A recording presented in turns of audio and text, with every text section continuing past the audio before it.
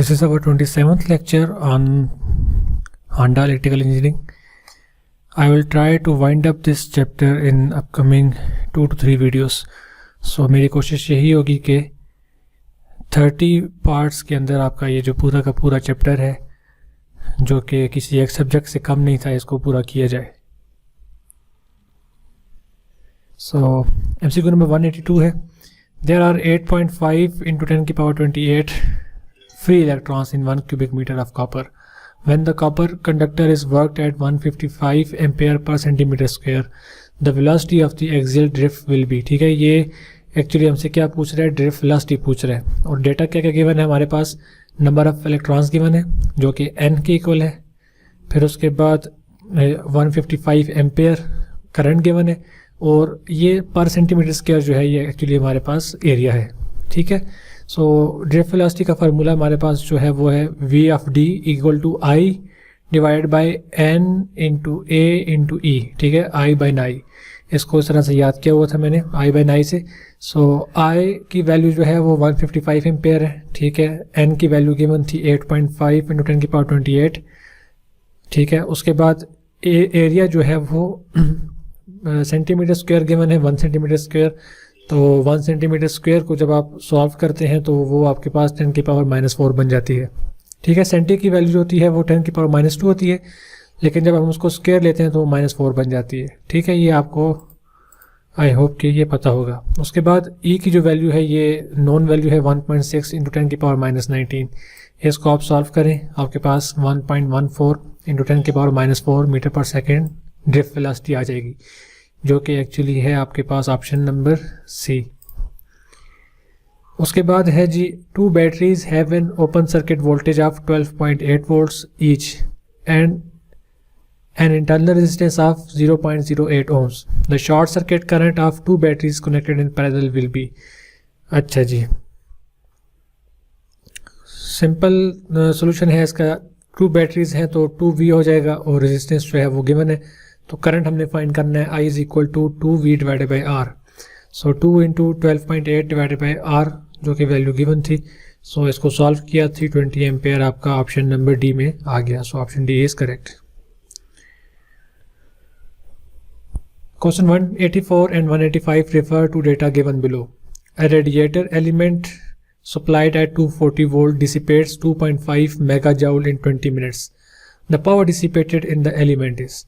अच्छा, पावर का हमारे पास फार्मूला है जी P equal to E divide by T. ठीक है, एनर्जी पर सेकेंड जो हमारे पास होती है वो पावर होती है. सो एनर्जी हमारे पास यहाँ पे गिवन थी 2.4 मेगा जाउल.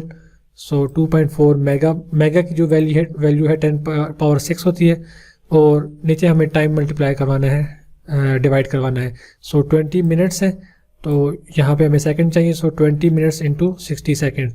सो हमारे पास टोटल क्या आ जाएगा, पावर कितनी आ जाएगी, 2000 वाट. ये जो वोल्टेज गिवन है इसको हम नेक्स्ट क्वेश्चन में यूज़ करेंगे. तो यहाँ तक हमारा जो आंसर है वो पार्ट 8 2000 वाट हमने फाइंड कर लिया. नेक्स्ट पार्ट में वो हमसे कह रहा है कि the resistance of the element is. Resistance of the element is. ठीक है, आपको वोल्टेज गिवन थी, पावर आपने फाइंड कर ली.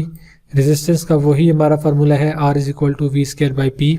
ठीक है, कहाँ से हम लेके आए, वही फार्मूला था, P is equal to V square by R था. वहाँ से हमने R को उस तरफ मल्टीप्लाई करवा के P इधर डिवाइड करवा दिया.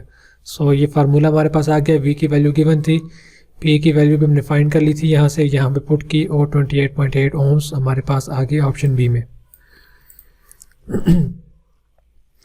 नेक्स्ट क्वेश्चन है 186 टू 188. ठीक है, इसका सर्किट मैंने सेपरेट पेज पे बनाया था, सो इसको मैंने यहाँ पे पेस्ट किया. अच्छा, क्या गिवन है कंडीशन, वो ये कहता है जी 2 loads X and Y are connected in parallel. ठीक है, ये 2 लोड्स मैंने पैरेलल में कनेक्ट कर लिए, X और Y के. ठीक है, are connected in parallel to a 115 volt supply. ठीक है, ये 115 वोल्ट सप्लाई है. Load X takes load X takes 35 watts and total current of 2.6 ampere. ये जो लोड X है ये 35 वाट्स पावर जो है वो ऑब्जॉर्व कर रहा है. ठीक है, और टोटल करंट जो है वो हमें गिवन है कितना, 2.6 एम्पेयर, जो कि टोटल करंट यहाँ से इन दोनों लोड्स की तरफ जा रहा है. ठीक है, ये कंडीशन हमें गिवन थी, इससे हमने ये सर्किट बना दिया. अब एक बेसिक कॉन्सेप्ट है वो ये है कि पैरेलल में जो आपकी वोल्टेज होती है वो चेंज नहीं होती, सेम रहती है। सो जो वोल्टेज आपकी 115 वोल्ट यहाँ पे थी, वही वोल्टेज इधर भी होगी, वही वोल्टेज इधर भी होगी। क्यों सेम रहती है? क्योंकि यहाँ पे कोई भी रेजिस्टेंस नहीं है, ठीक है। यहाँ पे अगर रेजिस्टेंस होती तो कुछ ना कुछ वोल्टेज ड्रॉप यहाँ पे आ जाता, ठीक है। तो इसका मतलब ये हुआ कि जो वोल्टेज यहाँ पे है वो इस पॉइंट पे भी है, इस पॉइंट पे भी है, इस पॉइंट पे भी है, इस पॉइंट पे भी है। तो मतलब इसका मतलब ये है कि वो इस पॉइंट पे भी इधर भी वही वोल्टेज है, ठीक है। अगर इधर देखें ये प्लस साइन है, ये +115 जहाँ तक +115 है, उसके बाद अगर ये माइनस है तो ये -115 चीज़ यहाँ तक भी -115 ही है। तो इसका मतलब है कि वोल्टेज हमारी पैरेलल में सेम होगी, ठीक है।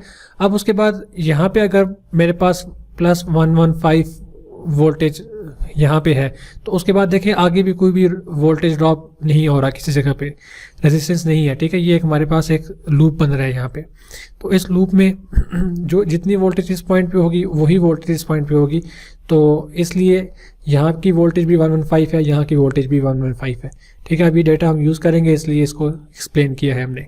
सबसे पहले जो क्वेश्चन नंबर 186 था, इसमें उसने पूछा कि आर एफ एक्स फाइंड करें, ठीक है। ये यहाँ पे लिखा हुआ है the resistance of x is, ठीक है। मतलब कि जो एक्स लोड है इसकी रेजिस्टेंस फाइंड करें। तो अब हमारे पास देखें वोल्टेज भी है, पावर भी है, तो हम आर एफ एक्स फाइंड कर सकते हैं V²/P से। यहाँ से 377 ओम्स आ जाएंगे, ठीक है। सो 186 हमने यहाँ पे कवर कर लिया। अब आर एफ वाई पूछ रहा है, ठीक है। अब आर एफ वाई के दो तरीके हैं। एक तो तरीका ये है कि आप पावर फाइंड कर लें, ठीक है। पावर फाइंड करने के बाद जो है आप उसका रेजिस्टेंस फाइंड कर लें। दूसरा तरीका ये है जो कि यहाँ पे मैंने जिस तरीके से मैंने सॉल्व किया है वो ये कि इस डेटा को यूज़ करके 35 वाट और 115 को यूज़ करके मैंने ये वाला करंट फाइंड किया कि एक्स जो है वो लोड जो है वो कितना करंट जो है वो एब्जॉर्ब कर रहा है, ठीक है। मतलब जो यहाँ से 2.6 एम्पेयर करंट आया तो इस लोड ने कितना लिया और इस लोड ने कितना लिया, ठीक है। अगर मुझे इस लोड का करंट पता चल जाए और वोल्टेज तो ऑलरेडी नोन है तो मैं रेजिस्टेंस फाइंड कर सकता हूँ, ठीक है। इसलिए मैंने यहाँ से करंट फाइंड किया। अब करंट फाइंड करने के लिए KCL लगाया जी। KCL लगाते हैं, 2.6 एम्पेयर यहाँ से इंटर हुआ तो वो आगे डिवाइड होगा दो पास में, IX और IY, ठीक है। अब IX फाइंड कर लूँ अगर मैं तो मुझे IY मिल सकता है, ठीक है। ये KCL है, बेसिक लॉ है, बेसिक कैलकुलेशन है, आपको ये अभी तक आ जानी चाहिए। तो अब यहाँ पे मैंने क्या किया, IF मैंने फाइंड किया तो मेरे पास कितना आ गया 0.30 एम्पेयर। इसका मतलब क्या हुआ? इसका मतलब ये हुआ कि 2.6 एम्पेयर जो यहाँ से टोटल करंट आया था उसमें से सिर्फ 0.30 एम्पेयर इधर गया। उसका मतलब यह है कि बाकी सारा का सारा करंट जो है वो यहाँ से इस लोड में आ जाएगा, ठीक है। सो इसके लिए मैं क्या करूँगा, 2.6 से मैं ये 0.3 एम्पेयर माइनस कर दूंगा तो मेरे पास ये वाला करंट आ जाएगा। सो मैंने इसको जब माइनस किया तो मेरे पास जो IY है ये वाला, इसका करंट आ गया कितना 2.29 एम्पेयर, ठीक है। अब देखिए मेरे पास यहाँ पे करंट भी आ गया, वोल्टेज भी आ गई। तो अब मैं सिंपल V = IR के फार्मूले से R की जो वैल्यू है मैं निकाल सकता हूँ। सो यहाँ पे R = V/I। सो V 115 गिवन थी, I की वैल्यू मैंने फाइंड कर ली तो 50 ओम मेरे पास रेजिस्टेंस आ गई। सो ये यहाँ पे मेरा 187 MCQ जो था वो यहाँ पे गिवन था, ठीक है। The resistance of Y is, so वो हमने फाइंड कर ली 50 ओम, ऑप्शन C यहाँ पे। उसके बाद नेक्स्ट क्वेश्चन है the power absorb by Y is, ठीक है। Y लोड ने जो पावर आपकी एब्जॉर्ब की। अब आपके पास करंट भी है, आपके पास रेजिस्टेंस भी है, तो आप करंट को यूज़ करके पावर फाइंड कर सकते हैं, नहीं तो फिर आप V²/R से फाइंड कर सकते हैं, ठीक है। लेकिन करंट ऑलरेडी हमने फाइंड किया हुआ है तो हम डायरेक्टली उसी को यूज़ करके 2.29 का स्क्वायर लेंगे और R की वैल्यू 50 है तो 263 वाट्स हमारे जो हैं वो इस लोड में एब्जॉर्ब हो रहे हैं, ठीक है, Y में। सो 263 का ऑप्शन हमारे पास कौन सा वाला है, ऑप्शन बी जो है वो 263 के नज़दीक है, 264 वाट। तो ऑप्शन बी यहाँ पे हमारा करेक्ट हो गया। उसके बाद जो नेक्स्ट पार्ट है इसको हम नेक्स्ट वीडियो में डिस्कस कर लेते हैं।